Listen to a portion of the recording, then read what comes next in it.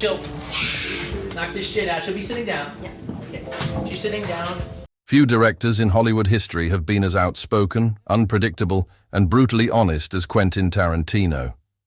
Known for his razor-sharp dialogue, violent storytelling, and unapologetic opinions, Tarantino has never been afraid to burn bridges or call out people he despises. Over the years, he's clashed with critics, co-stars, and even entire studios. But there was one person who, according to insiders, drew a level of hatred from him, unlike anyone else. A man Tarantino once worked with, admired briefly, and then turned against with shocking fury. Behind the camera, Tarantino is a perfectionist, demanding total control over every line, shot, and performance. On set, his temper can explode when he feels disrespected or creatively undermined. Those who've worked with him describe a mix of genius and volatility, a man capable of directing masterpieces like Pulp Fiction and Inglourious Bastards, yet one who could cut people out of his life without hesitation. The story of Tarantino's feud with this unnamed Hollywood figure reveals a darker side of his legacy, the side that the public rarely sees. It's a story filled with jealousy, betrayal, and creative tension that spiraled into personal resentment. In private interviews and behind-the-scenes accounts, those close to Tarantino described how one incident destroyed what was once mutual respect, leaving behind bitterness that lasted decades. What could push a filmmaker like Tarantino, a man who built his career on collaboration, to despise someone so deeply? To understand that, we need to go back to the height of his fame, when ego, art, and ambition collided on a movie set that would change Hollywood forever. By the late 1990s, Quentin Tarantino had already become one of the most talked-about filmmakers in Hollywood. His early hits like Reservoir Dogs and Pulp Fiction had made him a legend almost overnight.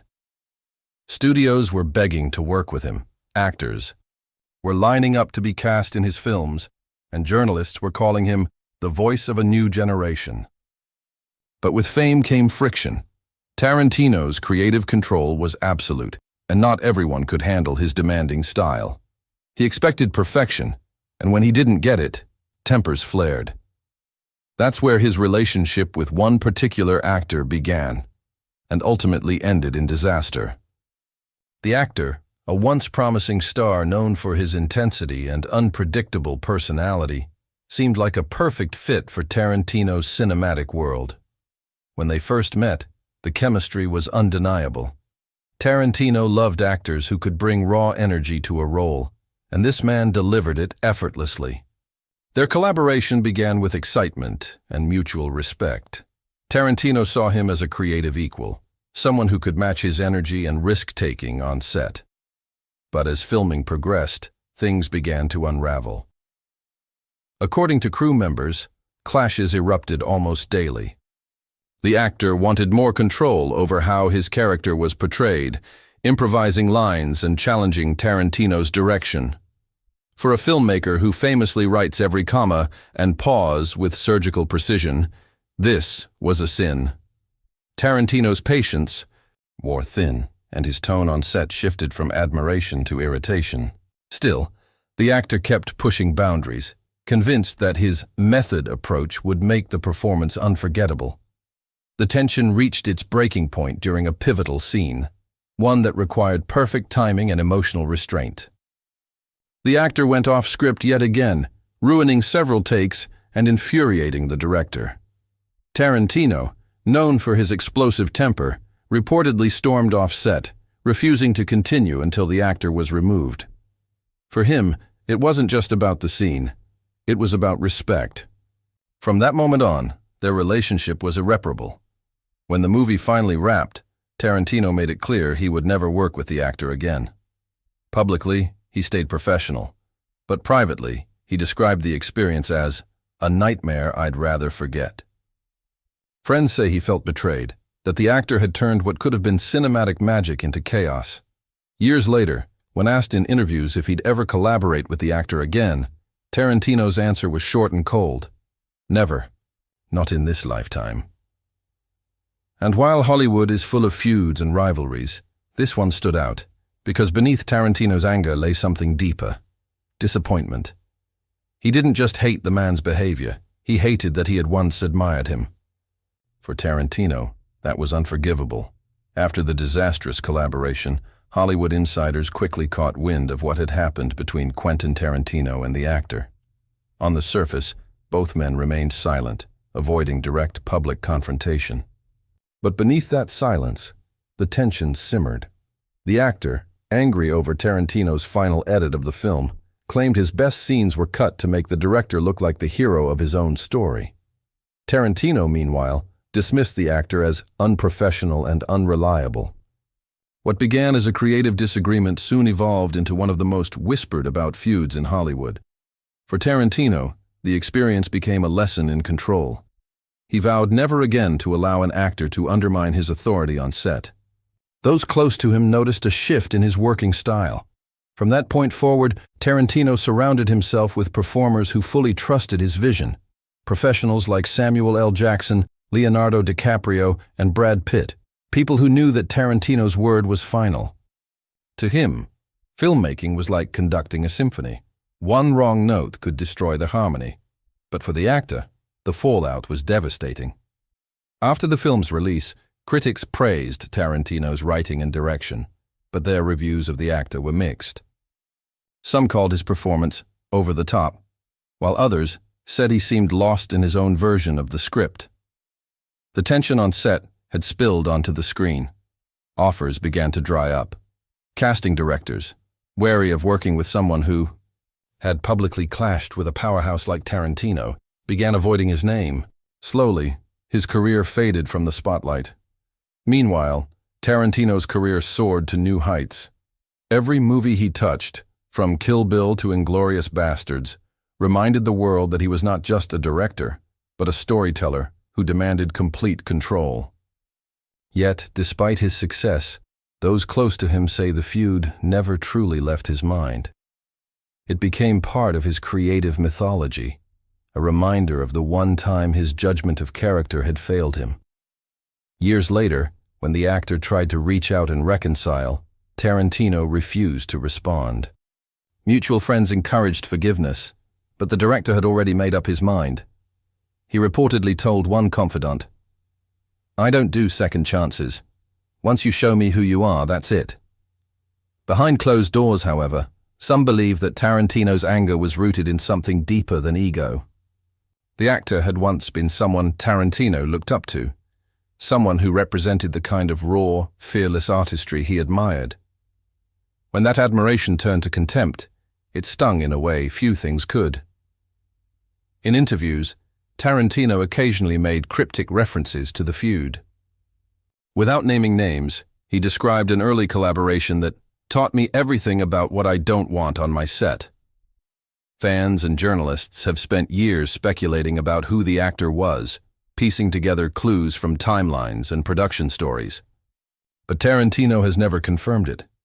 Perhaps because even decades later, the anger hasn't fully gone away.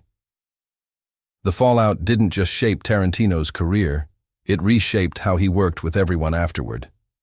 His sets became known for strict discipline, clear hierarchies, and total obedience to his scripts. To some, that made him difficult.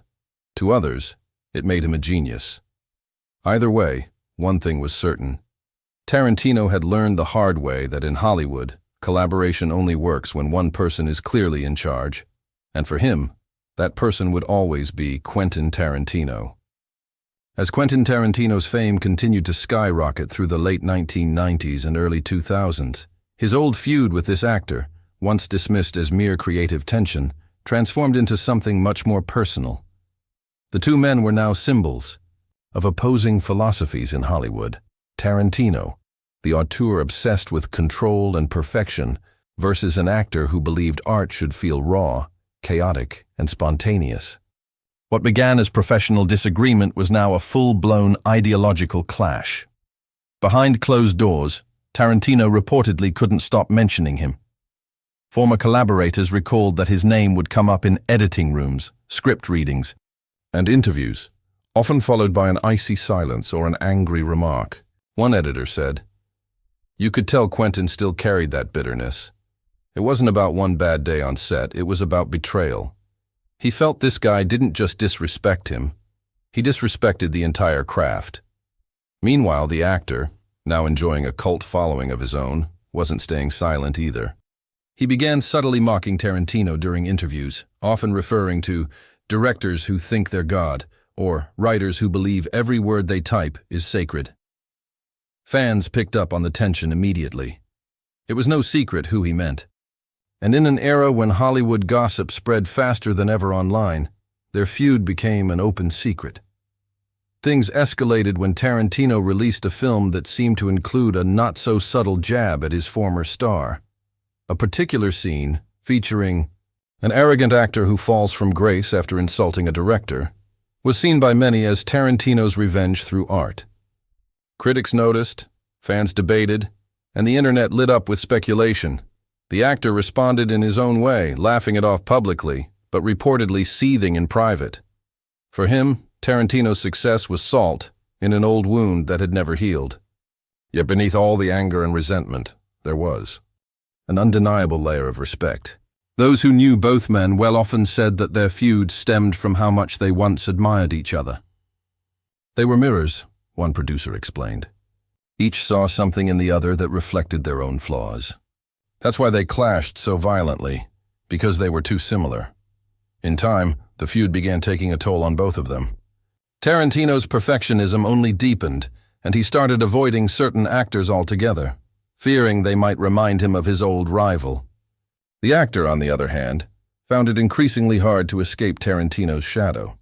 Every new role he took was compared to the one that started their fight. Journalists would always ask, "Would you ever work with Quentin again?"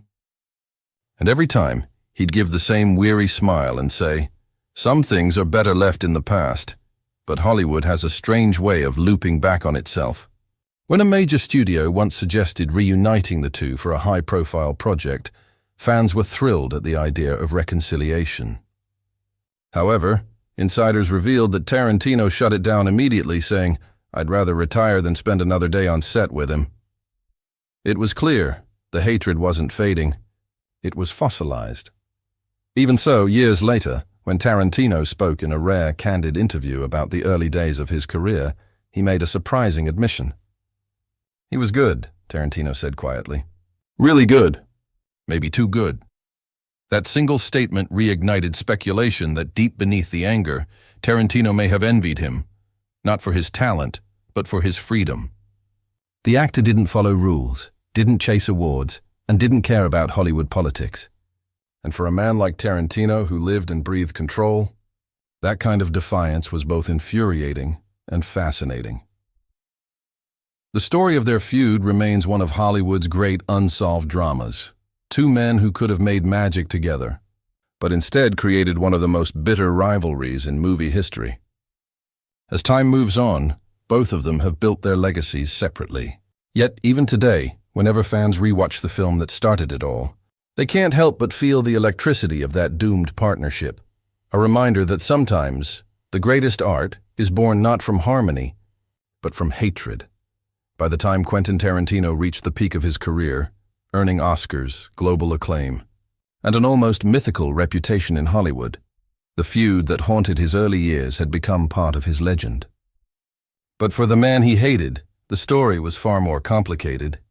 That actor, once seen as Tarantino's muse and mirror, had spent decades trying to step out of his shadow. Yet no matter how much time passed, the world refused to forget the chaos they'd created together. In interviews, Tarantino was often asked if he regretted the fallout. His responses changed with the years. At first, he brushed it off with his trademark arrogance, claiming, "I don't regret anything. Everything that happened made me who I am." But as time went on and the sharp edges of youth dulled, his words grew quieter, more introspective. "You learn," he once said. "Not everyone's meant to be in your movie forever." For the actor, however, the wounds lingered. In private conversations, close friends revealed that he sometimes watched clips from their old collaboration, usually late at night, glass in hand, shaking his head. "That was the best I ever was," he reportedly told one confidant, "and I didn't even know it." Despite his attempts to move forward, taking roles in independent films, mentoring younger performers. He couldn't escape Tarantino's long shadow. Every article, every interview, every retrospective would eventually circle back to that fateful conflict. Ironically, the same fire that tore them apart helped define them both. Tarantino's obsession with precision and cinematic control became his signature, turning him into a director who could turn violence into poetry. Meanwhile, the actor's defiance and unfiltered emotion became symbols of raw authenticity. The two men had gone to war, but their legacies were forever intertwined. Years later, when Tarantino announced his retirement after his 10th film, many wondered if he would finally address the feud directly. During a rare, nostalgic interview, he reflected on his early days with an uncharacteristic humility. "When you're young, you think every disagreement is the end of the world," he said. "But looking back, I think we were just two artists who cared too much. Maybe that's what made it special." Those words caught everyone off guard. Fans speculated that it was the closest Tarantino would ever come to an apology. And while the actor never publicly responded, sources close to him claimed that he smiled when he heard it. "It's about time," he said softly. It only took him 30 years. Even after Tarantino stepped away from directing, the mystery of their relationship continued to fascinate Hollywood. Documentaries, podcasts, and online debates kept their story alive, two creative titans whose partnership burned too brightly to last. Younger filmmakers cited their clash as a cautionary tale about ego and collaboration, while others saw it as proof that great art demands friction. In one final twist, a rediscovered behind-the-scenes clip from their old movie resurfaced online. It showed Tarantino and the actor between takes, laughing, improvising, and clearly enjoying each other's company. The chemistry was undeniable. Fans who had only heard stories of hatred were stunned by the warmth between them in that moment. It reminded everyone that before the shouting, before the bitterness, there had been genuine respect, maybe even friendship. Today, the feud stands as one of Hollywood's most captivating what-ifs. What if Tarantino had swallowed his pride? What if the actor had stayed one more film? Would cinema history look different? No one knows for sure. But what's undeniable is that their tension, however destructive, gave the world something unforgettable. A movie that still holds up as one of Tarantino's most intense and human works. And in a strange way, both men got what they wanted. Tarantino became a legend, cemented in film history as a visionary who never compromised. The actor, meanwhile, achieved immortality through the very role that ended his partnership with Tarantino. The irony is almost poetic. The man Tarantino hated more than anyone turned out to be a key part of what made him great. As the years pass, fans may forget the interviews and the gossip, but the film, their film, remains timeless. It's a silent testament to what happens when genius and ego collide. Two men bound by art and broken by pride, leaving behind a legacy neither could have built alone.